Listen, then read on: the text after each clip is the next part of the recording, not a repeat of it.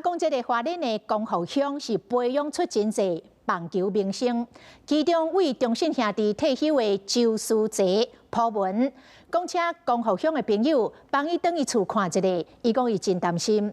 咱华视的记者找到周思齐的祖厝，门窗去互大水冲破去，加在伊的妈妈秘去的二楼，人平安。另外，富邦悍将的高国辉嘛破文关心家乡的状况。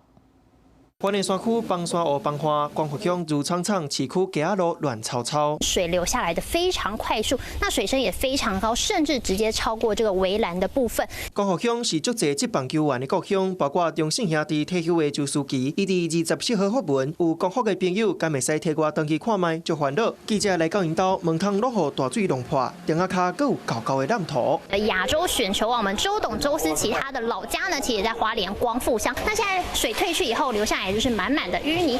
烂土要半个脸啊悬，客厅的倒椅冲甲东倒西歪，骨力的奖杯放伫拄啊无害去。水势上悬的时，因妈妈秘伫咧2楼，好佳在人是平安。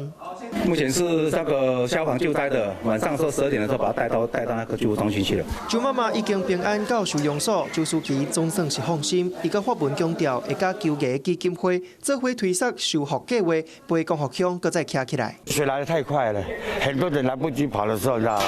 之后啊，水降的时候，他们在2楼下来就开始撤退了。正统一赛投手市委嘛答文，我出生的所在，我的故乡花莲光复乡拢淹了。感谢主，我的4大人一切平安。儿子第一个就先打电话说：“妈妈，你们有没有怎么样？有没有安全？”我说：“可以，我们有去找避难的地方。”除了周思齐，兴隆区退休球星黄中基、乐天桃园马吉心、台港刑警陈文杰，还有富邦悍将二军教练高国辉，拢嘛伫网络发文关心故乡的状况。前职棒球员罗国良嘛，甲街仔路淹水相片打出来，讲故乡被大水淹去，心内足艰苦。花莲大水崩化，故乡的灾情有够严重，嘛互足侪球星关心故乡刷落来中建。Hello， 我是林仙怡。想要抢先掌握最及时的新闻资讯吗？赶快订阅、按赞、开启小铃铛，锁定华视新闻 YouTube 频道。